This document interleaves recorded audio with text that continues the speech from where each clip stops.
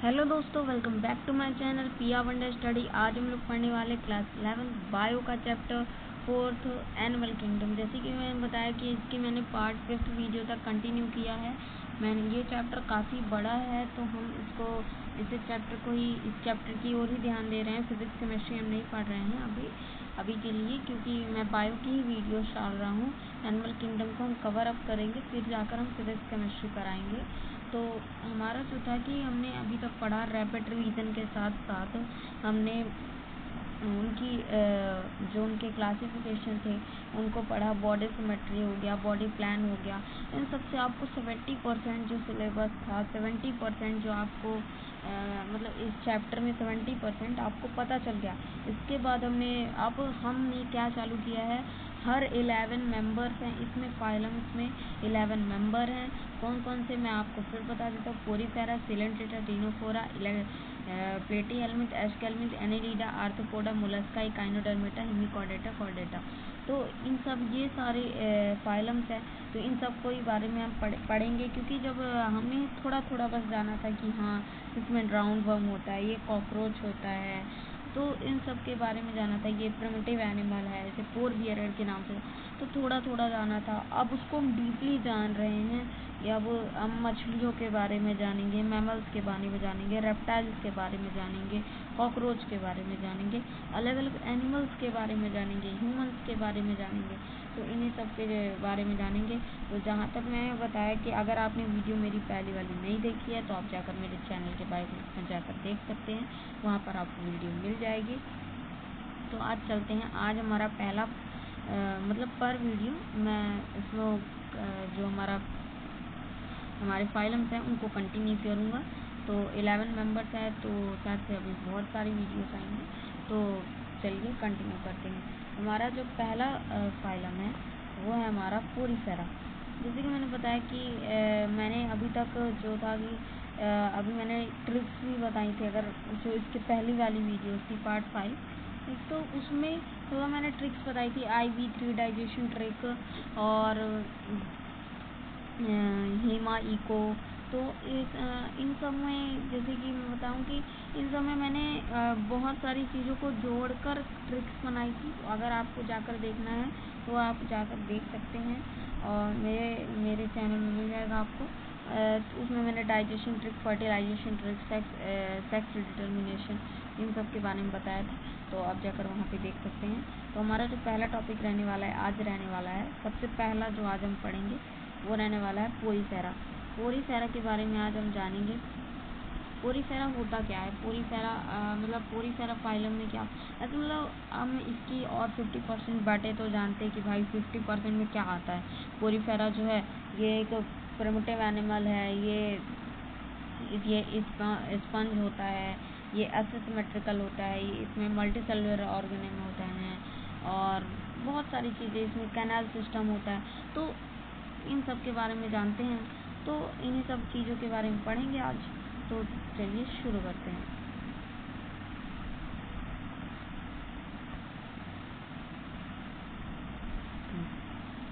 हाँ, जो हमारा पोरीफेरा रहता है, मतलब इसके हिसाब से मैं बताऊँगा, अपने हिसाब से बताऊँगा। तो पोरीफेरा रहता है, उसके हम स्पॉन्ज भी कहते हैं। मतलब आपने देखा होगा, जैसे हम बात के यूज़ कैसे जानते हैं, यूजेस करते हैं, नहाने में भी यूज़ करते हैं, और बर्तन धोने या तो विम लगा के भाई जो बर्तन धोते हैं तो भाई उसका भी यूज़ करते हैं। गाँव में भाई जो हो गया तो वो भी स्पंजेस बनाते हैं। प्लांट्स देखे होंगे आपने, तो उसमें कई स्पंजेस पाए जाते हैं, तो उससे हम स्पंज बनाते हैं। तो वो स्पंज में आता है काम। They are also called sponge. Sponge भी हम इसको स्पंज के नाम से भी जानते हैं। और इसके अंदर स्पोर बियरर जो स्पंज होते हैं उसमें स्पोर्स पाए जाते हैं, छोटे छोटे। जैसे कि मैं आपको बता दूं, ये हमारा स्पंज है, इसके अंदर छोटे, सॉरी,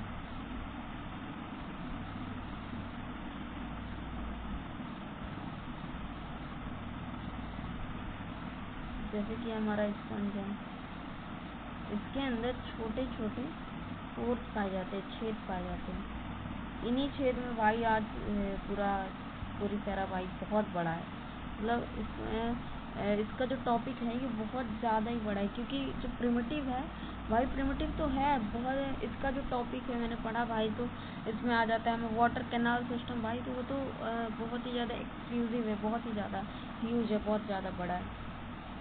तो इसको हम सॉरी ये मान लीजिए कि हमारा पोर्स है, इसके अंदर ये छोटे छोटे छेद पाए जा रहे हैं, ये पोर,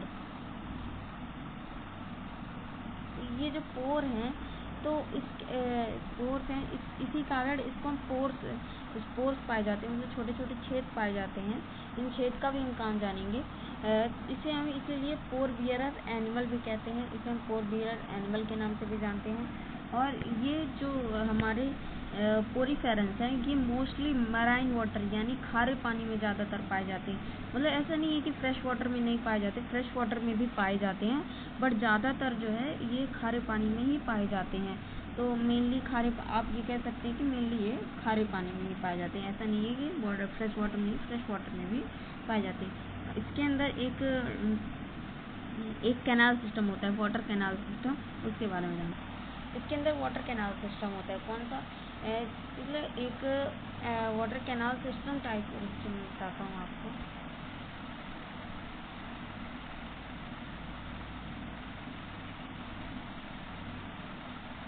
अच्छा चलिए आपको ऐसे बता देता हूँ। एक वाटर कैनाल सिस्टम होता है, सॉरी इसके नीचे से ये जैसे इसके अंदर एक वाटर कैनाल सिस्टम होता है, जैसे इसमें डायग्राम बना हुआ है, ये है वाटर कैनाल सिस्टम, इसमें एक प्रोसेस होती है, इसके बारे में बताता हूँ। ये वाटर कैनाल सिस्टम होता है जिसके कारण जो ये खाना इसके अंदर न्यूट्रिशन बनाता है, फूड बनाते हैं, क्योंकि भाई ब्लड तो होता नहीं, ब्लड सर्कुलेशन होता नहीं है, नहीं इसके अंदर ब्लड होता है, तो भाई खाना कहाँ से बनाएगा, तो यही होता है इसमें। तो ये जैसे ये बॉडी दिख रही है आपको सर्कुलर टाइप की, ये यहीं से ये मतलब फूड बनाता है पूरा, इसी में प्रोसेस जानेंगे। तो इसमें क्या होता है कि जो हमारा जो पोरीफेरा होता है, उसमें वाटर कैनाल सिस्टम होता है, उसके अंदर जो स्पोर्स होते हैं वो छोटे छोटे छेद बनाए थे, उसे हम ऑस्टियम के नाम से भी जानते हैं। ऑस्टियम, ये जो छोटे छोटे हमारे छेद हैं, ये यहाँ पे आपको दिख रहे होंगे, ये तो यहाँ पे जो ये छेद हैं, ये ऑस्टियम, मतलब इसे हम ऑस्टियम कहते हैं, इनलेट कोर, और ये बहुत ज़्यादा पाए जाते हैं। ये आपको यहाँ पे भी दिख रहा है, यहाँ पे भी, यहाँ पे भी। इससे जो है पानी अंदर की ओर जाता है। जो ऑस्टियम होता है उसके कारण जो पानी होता है वो स्पॉन्जोसील, मतलब जो हमारा पूरी वाटर कैनाल सिस्टम है, उसके अंदर देखिए ये जो इसको ये आधा भाग कटा हुआ है, तो इसके अंदर ये आपको दिख रहा होगा ग्रे ग्रे कलर में, ये इसके अंदर स्पॉन्जोसील पाए जाते हैं। मतलब ये जो आपको ग्रे ग्रे दिख रहा है ना, ये स्पॉन्जोसील है। मतलब ये काम करता है कि इसके अंदर एक कैविटी पाई जाती है, इसके अंदर जैसे गैमेट्स पाए जाते हैं, गॉमेलिक्यूल्स पाए जाते हैं इसके अंदर भी, जिससे ये एक बडिंग करता है, जो आप आगे पढ़ेंगे। तो उसमें पाया जाता है ये स्पॉन्जोसील, ये कैविटी है इसकी, ये यहाँ पे ये कैविटी पाई जाती है। और ये कोई बॉडी कैविटी नहीं है, क्योंकि बॉडी कैविटी जो ट्रू कैविटी होती है वो दोनों तरफ से मीजोडर्म लेयर से कवर होती है, दोनों तरह से, एक तरफ मतलब दोनों तरफ से मीजोडर्म लेयर से कवर होती है, और ये तो मीजोडर्म से कवर नहीं है। और ये जो और इसके अंदर कैनाल पाई जाती है। अब देखिए ऑस्टियम पोर से पानी आ रहा है, और फिर बहुत सारे होते हैं, वो बहुत ज़्यादा होते हैं, और फिर एक आउटलेट पोर होता है जिससे पानी बाहर जाता है। देखिए ऑस्टियम पोर से पानी आया, मतलब पानी अंदर आया, फिर पानी अंदर आया तो फिर वो अपने साथ फूड भी लेकर लाया, न्यूट्रिएंट्स भी लाया, गैसेस भी लाया, एक्सक्रीटरी वेस्ट भी लाया। तो एक्सक्रीटरी वेस्ट निकालने के लिए भाई उसे भी तो मतलब जैसे हमारे अंदर है ना, उसे भी तो एक्सक्रीटरी वेस्ट निकालने के लिए भाई कोई मतलब कोई पार्ट चाहिए ना अपने लिए, तो वो एक ऑस्कलम नाम का पार्ट होता है उसके अंदर, तो उसे हम आउटलेट पोर, क्योंकि वहाँ से एक्सक्रीटरी वेस्ट निकलता है, जैसे ये दिखाया जा रहा है, ये है ऑस्कुलम, ये जो आपको छेद दिख रहा है, तो ये ऑस्कुलम है। मतलब यहाँ पर आपको यहाँ से पानी एक्सक्रीटरी वेस्ट निकलता है, ठीक।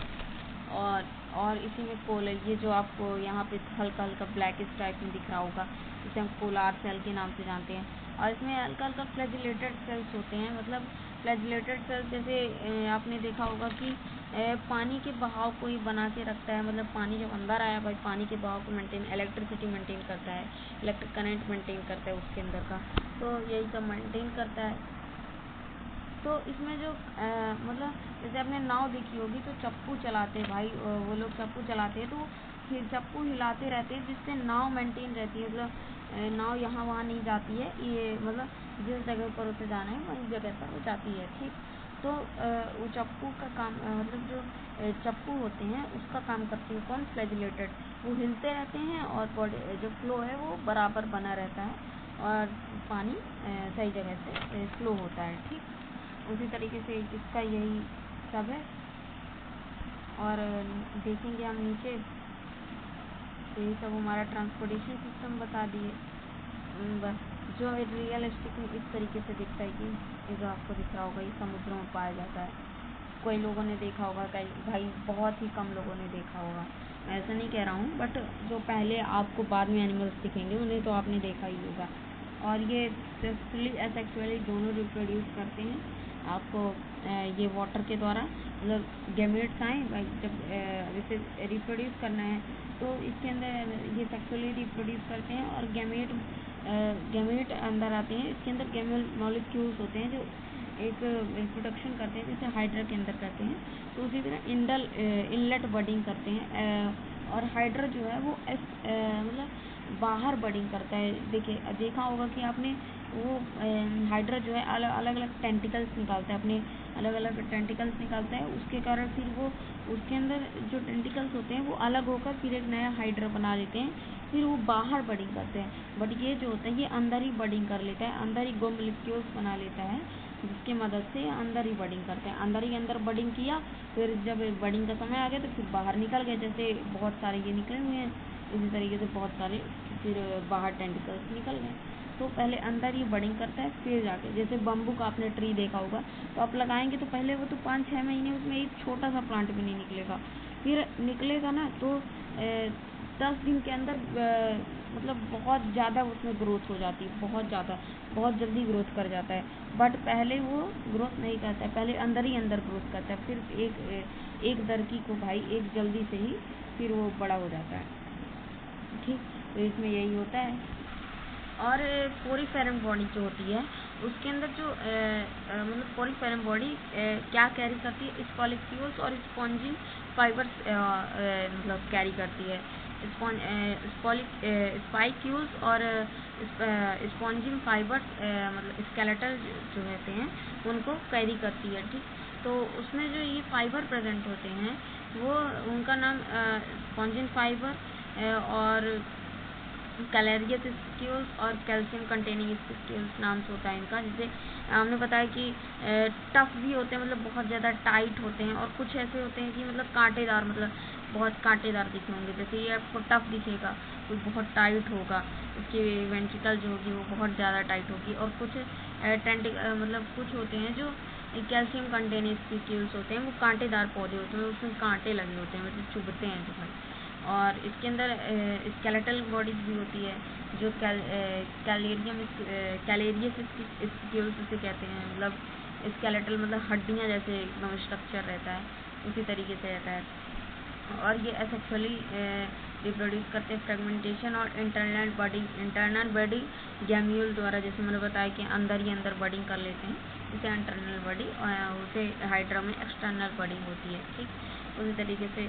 और इसमें इनडायरेक्ट फॉर्म ऑफ लार्वा होता है और डिस्टिंक्ट फॉर्म ऑफ एडल्ट होता है, मतलब अलग टाइप का इनका लार्वा जो होता है, मतलब ये लार्वा फॉर्म तो करते हैं, पर जो लार्वा फॉर्म करते हैं बट बहुत ही ज़्यादा अलग होता है। जैसे लार्वा होता है वो मैमल्स टाइप में दिखता है आपको, बट इनका जो लार्वा होता है बहुत ही अलग दिखता है आपको, और इसको हम बाथ स्पंज के नाम से भी जानते हैं। मतलब अलग अलग टाइप के इसके अंदर इनडायरेक्ट फॉर्म ऑफ लार्वा होता है। तो यही सब होता है। और इसकी एग्जांपल की बात करें तो पहले साइकन आता है जो साइकफा के नाम से भी जानते हैं, और स्पॉन्जिया आता है, तो यू स्पॉन्जिया में उसको हम ट्रू बाथ स्पॉन्ज के नाम से भी जानते हैं, मतलब सही नहाने के स्पॉन्ज, मतलब एकदम ट्रू बाथ स्पॉन्ज के नाम से जानते हैं। और स्पॉन्जिलिया जो होता है वो जैसे कि मैंने बताया मरीन वाटर में, तो कुछ जो होते हैं वो जैसे स्पॉन्जिया हो गया तो ये मैरीन वाटर में पाए जाते हैं, खारे पानी में। साइकन भी मरीन वाटर मतलब खारे पानी में ही पाया जाता है। बट जो हमारा स्पॉन्जिलिया होता है वो फ्रेश वाटर का स्पॉन्ज, फ्रेश वाटर मतलब फ्रेश वाटर में, साफ पानी में पाया जाता है। ठीक, तो इस तरीके से यही पूरा ये इसमें ख़त्म होता है पोईफेरा वाला। अब मिलते हैं नई वीडियो में कल। तो इसमें जो हमें इसमें हम मतलब जो आगे सीलेंट्रेटा हो गया, टीनोफोरा हो गया, इन सब के बारे में जानेंगे, क्योंकि पोईफेरा भी जो है बहुत ही ज़्यादा फ्रेगमेंट टाइप में मैंने कुछ डीपली चीज़ें बता दी हैं। और आपको और जाने तो इस मैराथन वीडियो ज़रूर आएगी, जिसमें हम पूरी तरीके से मतलब अच्छे से तो मैंने पढ़ ही लिया है, बट इसमें हम रैपिड रिवीजन टाइप का पूरी वीडियो कंटिन्यू करेंगे जब ये चैप्टर पूरा हो जाएगा। तो मिलते हैं, बाय बाय, एक नई वीडियो के साथ। तब तक के लिए bye bye, thanks for watching दोस्तों, बाय बाय।